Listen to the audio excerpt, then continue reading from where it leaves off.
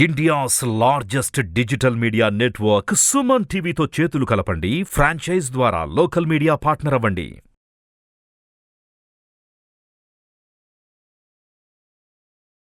నమస్తే మేడం. నమస్తే అమ్మా. కన్యా రాశి వారికి అసలు ఏ విధంగా ఉండబోతుంది, ఎటువంటి జాగ్రత్తలు తీసుకుంటే ఈ రాశి వారికి కలిసి వచ్చే అంశాలు ఉంటాయంటారు? కన్యా రాశి వారికి 3-4 విషయాలు జాగ్రత్తలు తీసుకోవాలి. ప్రాపర్టీస్ అవి కొనుంటారు.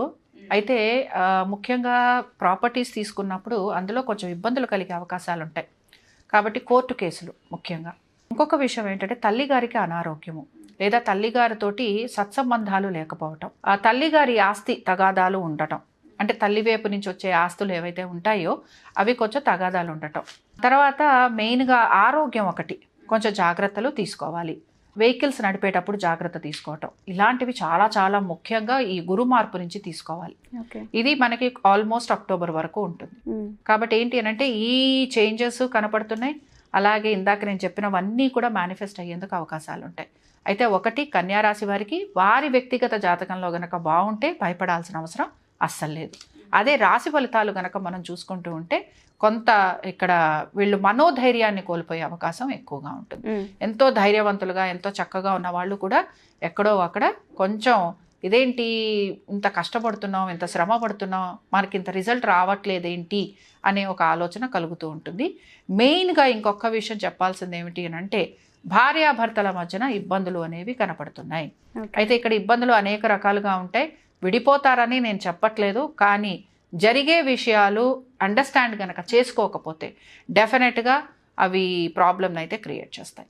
కాబట్టి ఏంటి అని అంటే భార్యాభర్తల సంబంధ బాంధవ్యాలే కానీ, ఆరోగ్యపరమైన విషయాలే కానీ, అలాగే ఆర్థికపరమైన విషయాలే కానీ, ఇవన్నీ కూడా ముఖ్యంగా ప్రాపర్టీ రిలేటెడ్గా ఉండే విషయాలే కానీ ఇవి కొంచెం వీళ్ళని తికమకకైతే గురి చేస్తాయని చెప్తున్నాను.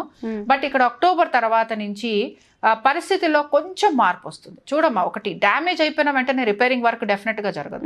డ్యామేజ్ అయిన తర్వాత దానికి కొంచెం పూత పూయగలం. కాబట్టి ఆ పూత పూసే కార్యక్రమం గురువు గారు అక్టోబర్ తర్వాత నుంచి చేస్తారు. విదేశాలకు వెళ్ళాలి ఉద్యోగ రీత్యా అని ప్రయత్నం చేస్తే అప్పుడు అనుకూలంగా ఉంటుంది. అలాగే కొత్త కొత్త ప్రాజెక్ట్స్ చేతికి రావటం కానీ, కొత్త పనులు చేతికి రావటం కానీ, స్థల మార్పులు ఉండటం కానీ, ఇవన్నీ కూడా అక్టోబర్ నుంచి అనుకూలంగా ఉంటాయి. అప్పటి వరకు ప్రయత్నం అయితే చేస్తారు. బట్ పీస్ఫుల్గా హ్యాపీగా మేము వెళ్ళాలి, మాకు బాగుండాలి అని గనక కోరుకుంటుంటే వీటికి మాత్రం అక్టోబర్ రావాల్సిందే. కాబట్టి అక్టోబర్ తర్వాత నుంచి వచ్చే మార్పు ఏమిటి అని అంటే ఇందాక మనం వివాదం ఉంటుంది అనుకున్నాం, ప్రాపర్టీ పరంగా ఉంటుంది అనుకున్నాం, దానికి ఒక సొల్యూషన్ దొరికే అవకాశాలు ఉంటాయి. అలాగే యాక్సిడెంట్ ప్రోన్ అనుకున్నాం, కాబట్టి అలాంటివి జరగకుండా ఆగేందుకు అవకాశాలు ఉంటాయి. చాలా వరకు కూడా ప్రతి దీనిలోనూ కొంచెం పాజిటివ్ చేంజెస్ అనేవి చూడొచ్చు. అష్టమంలో గురువు ప్రాపర్టీని ఇస్తూ ఉంటాడు, కాబట్టి ప్రాపర్టీని తీసుకోవచ్చు. మనం సేవింగ్స్ వైపు ఇంట్రెస్ట్ చూపిస్తాడు, కాబట్టి సేవింగ్స్ వైపు ఇంట్రెస్ట్ చూపించడం అనేది పాజిటివ్ చేంజే. అలాగే సెప్టెంబర్ నుంచి వివాహం చేసుకోవాలి అని అనుకుంటున్న వారికి అనుకూలంగా ఉంటుంది. ఇక్కడ ఒకటి చెప్పాను కదా, భార్యాభర్తల మధ్యన కొంచెం సమస్యలు ఉంటాయి అని. ఆ సమస్యలకి సమాధానం గనక వెతుక్కుంటూ ఉంటే సెప్టెంబర్ నుంచి వీళ్ళకి బాగుంటుంది. ఓకే, సెప్టెంబర్ వరకు టైం ఉంది కాబట్టి ఈ గ్యాప్లో ఏప్రిల్ నుంచి ఎప్పుడైతే ఇబ్బందులు స్టార్ట్ అవుతాయని మీరు చెప్తూ ఉన్నారు, ఎటువంటి పరిహారాలు పాటిస్తే మంచిది అంటారు? మనం ఎక్కువగా దైవ దర్శనము, స్తోత్ర పఠనం చెప్తూ ఉంటాం కాబట్టి, దానాలు చెప్తూ ఉంటాం కాబట్టి ఏం చేస్తే బెటర్ అంటారు వీళ్ళు? అపరాజిత స్తోత్రం చదవాలి. అపరాజిత స్తోత్రం చదవటం వలన ఎటువంటి ఇబ్బందులు కలుగుతున్నా అవి తొలగిపోతాయి. రెండోది ఏమిటి అని అంటే యాక్సిడెంట్ ప్రోన్ అవుతున్నారు అన్నప్పుడు కొంతమందికి చూసారా ఒక మంచి ఎనర్జీ ఉంటుంది వాళ్ళలో, డ్రైవ్ చేస్తున్నప్పుడు రేస్ కార్ల లాగా రేస్ బైకుల్లాగా వెళ్తూ ఉంటారు. అలాంటి వాళ్ళు జాగ్రత్త అయితే వహించాల్సిందే. మనం ఎంత స్తోత్రం పఠనం చేస్తున్నా మన జాగ్రత్తలో కూడా మనం ఉండాలి, అది నేను ఎప్పుడు చెప్పేది.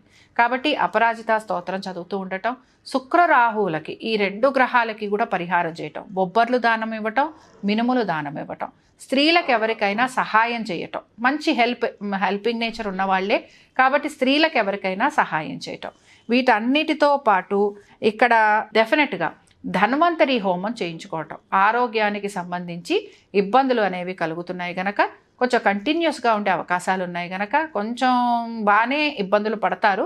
కాబట్టి ధన్వంతరి హోమం చేయించుకోవటం, తల్లిగారి అనారోగ్యం సంబంధంగా అనుకోండి, వీళ్ళ సంబంధంగా అనుకోండి, ఇంకా అనేక కారణాల వలన ఇబ్బందులు పడే అవకాశాలు కనపడుతున్నాయి కనుక ఈ హోమం చేయించుకోవటం వలన చాలా వరకు వీరికి అనుకూలంగా ఉంటుంది. ఎస్పెషల్లీ మరి ఈ కన్యా రాశిలో చిత్తా నక్షత్రం వారి కనుక మనం చూసుకున్నట్టయితే అసలు ఏ విధంగా ఉండబోతుందంటారు? ఎటువంటి పరిహారం పాటించాలి అంటారు? చిత్తా నక్షత్రం వాళ్ళు మాత్రం కొంచెం ఇబ్బంది పడతారు, అన్ని రకాలుగాను ఇబ్బంది పడబోతున్నారు. ఇందాక ఇక్కడ మనం ఒక విషయం చెప్పుకోవాలి. చిత్తా నక్షత్రం వాళ్ళతో వచ్చేటప్పటికల్లా ప్రయత్నాలు బాగా ఉండటం, వీళ్ళల్లో ఒక ర్యాష్నెస్ వస్తూ ఉంటుందన్నమాట. చిత్తా నక్షత్రము కన్యా రాశి వారిలో. రెండో విషయం ఏమిటంటే ఎక్కువగా వాదనకి దిగుతూ ఉంటారు. వాదనకి దిగినప్పుడు మనది పాజిటివే అవ్వచ్చు, మనం చెప్పేది కరెక్టే అవ్వచ్చు, నేను కరెక్ట్ దారిలోనే ఉండొచ్చు, బట్ ప్రెజెంటేషన్ అనేది బాగుండాలి కదా. ప్రెజెంటేషన్ వైజ్లో తప్పు పోయిందంటే మనం ఎంత సూపర్ డూపర్ అయినా కూడా మనం తప్పుగానే భావిస్తారు. సో మనం మాట్లాడే తీరు ఏదైతే ఉందో అది ఎంత పాజిటివ్గా వీళ్ళు మాట్లాడతారో అంత పాజిటివ్గా వీళ్ళు పనులు చేసుకోవడానికి అవకాశం ఉంటుంది. పనుల్లో ఆలస్యం కలగటం, వృత్తి వ్యాపారాల రీత్యా కొంచెం ఇబ్బందులు కలగటం, అనుకున్న విధంగా ఎదుగుదల లేకపోవటం, ఆర్థిక పరంగా ఇబ్బందులు పడటం, నష్టం కలగటం, ఆరోగ్యపరంగా ఇబ్బంది పడటం, కోర్టు కేసులు ఉండటం, భార్యాభర్తల మధ్యన అనుకూలత లేకపోవటం, ఇవన్నీ కూడా ఈ రాశి వారిలోని ఈ చిత్తా నక్షత్రం వాళ్ళు ఫేస్ చేస్తూ ఉంటారు. కాబట్టి చిత్తా నక్షత్రం వాళ్ళకైతే మనం అంత అనుకూలంగా చెప్పుకోవట్లేదు, బట్ డెఫినెట్గా వీరు మాత్రం చిత్తా నక్షత్రం వాళ్ళు మాత్రం దుర్గాదేవిని ఎక్కువగా ఆరాధించటం లేదా కాళిని ఎక్కువగా ఆరాధించటం, వీళ్లతో పాటుగా కాళిని కానీ దుర్గని కానీ ఆరాధిస్తూ వీరు తప్పనిసరిగా ఇక్కడ కుజుడికి సంబంధించి పరిహారాలు చేసుకురావాలి. కాబట్టి ఏంటి అని అంటే కందులు దానం ఇవ్వటం, ఎర్రని వస్త్రం దానం ఇవ్వటం, కోపతాపాలను నియంత్రించుకోవటం, వాదోపవాదాల జోలికి వెళ్ళకపోవటం, ఎక్కడైనా ఇబ్బందులు ఉన్నాయి అనుకున్నప్పుడు తగ్గి ప్రవర్తించటం, ఆరోగ్యపరంగా జాగ్రత్తలు తీసుకోవటం, వెహికల్స్ నడుపుతున్నప్పుడు జాగ్రత్త తీసుకోవటం, ప్రయాణాలలో వస్తువాహనాలలో అంటే ప్రయాణాలు చేస్తున్నప్పుడు ఏమైనా వస్తువులు పోగొట్టుకోవటం, ఇలాంటివి కొంచెం ఇళ్లలో ఏదైనా చిన్న చిన్న దొంగలు పడటము, చిన్న వస్తువులు పోవటం, ఇలాంటివి వీళ్ళకి జరుగుతూ ఉంటాయి. అందుకని ఏమిటి అని అంటే ఇంటికి సంబంధించి వాస్తు ఏదైనా ప్రాపర్గా లేకపోతే అది సరి చేయించుకోవటం, ఇళ్ళు మారే అవకాశాలు ఉంటాయి కనుక కొంచెం వాస్తు కరెక్ట్గా ఉన్న ఇంటికి వెళ్ళటం. రెండో విషయం ఏమిటి అని అంటే సుబ్రహ్మణ్య స్వామి ఆరాధన. ఎప్పుడైనా కుజుడికి సంబంధించి సుబ్రహ్మణ్య ఆరాధన సేఫ్, అందరం చేసేసుకోవచ్చు, ఇబ్బంది లేదు, అది చేసుకుంటూ రావటం. మూడో విషయం ఏమిటి అని అంటే ఏవైనా వస్తువులు పోయాయి అని అంటే దాని గురించి బాధ కలుగుతుంది, బట్ పోకుండా ఉండేందుకు జాగ్రత్తలు తీసుకోవటం, ఇవి చేసుకోగలగాలి. ఇవి చేసుకుంటే చాలా వరకు అనుకూలంగా ఉంటుంది. మెయిన్గా చిత్తా నక్షత్రంలో ఉన్న వారికి వాళ్ళ తమ్ముళ్ళతోటి ఇబ్బందులు వస్తూ ఉంటాయి, కాబట్టి తమ్ముళ్ళతో గొడవలు పడకుండా చూసుకోవాలి. Thank you ma'am, thank you so much. నమస్తే.